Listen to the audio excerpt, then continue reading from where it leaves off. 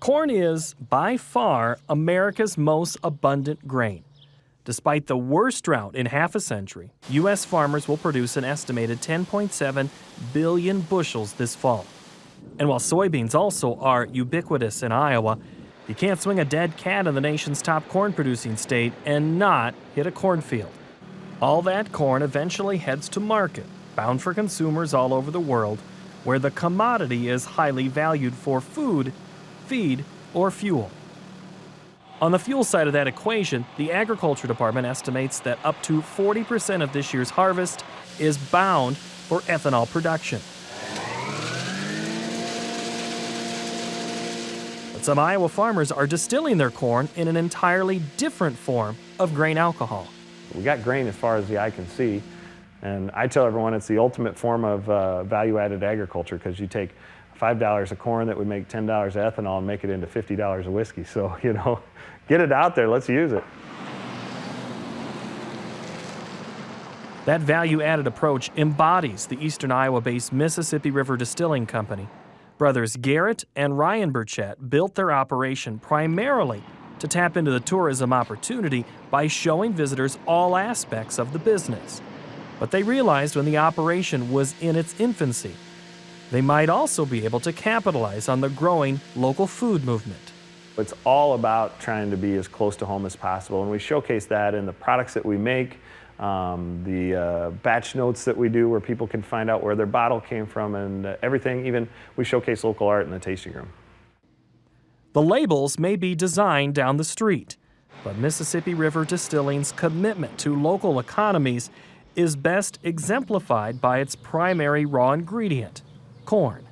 I never thought that I would have a part in that, but we had the opportunity come to us and we jumped on it. Ryan Clark farms about 1,000 acres with his family near LeClaire, Iowa. The majority of his harvest, and about 60% of America's corn, typically flows down the mighty Mississippi to consumers overseas. The balance of his production historically was fed to livestock. But as one of 3 corn suppliers for Mississippi River Distilling, he also enjoys a third market. I was excited about it. My wife and I have always tried to support local industry and support anything local going on. When they came to us and told us about what their idea was of using local corn, we thought that was a great idea. We knew it wasn't a huge market, but with the majority of our corn all leaving the country, it was exciting to know that some of it was going to be used not only here in the United States, but right in our own hometown. When we first opened, one of our farmers came down here and he tried the vodka. And he said, "My corn's in this?" And I said, "Yeah." And he says, "I think this is the first time I've ever known where it ended up." Each batch uses about 25 bushels. We probably will use somewhere around 2,000 bushels of corn this year. Each bottle that we make has about 1.5 pounds to 2 pounds of grain. All told, Mississippi River Distilling will use about 2 semi-loads of corn each year. The Burchetts take regular deliveries of the grain and pay growers the market price. The operation also uses locally grown wheat, barley, and rye and distills them into vodka, gin, and whiskey. The value-added business benefits from a steady stream of tourists who learn the intricacies and intrigue of grain alcohol production. Anything bearing the Mississippi River Distilling label is produced in small batches according to strict protocols. And since selling the booze often proves to be just as demanding, a major hurdle lies in marketing. I think the biggest challenge for us is just getting word out that we're here. It's still a young enough industry, and people are very brand loyal when it comes to their booze, and getting them to step out of the box and try something different and realize that there are products that are made locally that aren't just as good, but in many cases better than what they might typically get out of a bottle that's come from a giant factory. Mississippi River Distilling has fared well in several national contests. Hardware is starting to pile up, adding credibility to the upstart company. And while the burgeoning Iowa wine industry may have seemed a bit out of place a decade ago, the tall corn state seems like a natural location to grow a spirit revolution.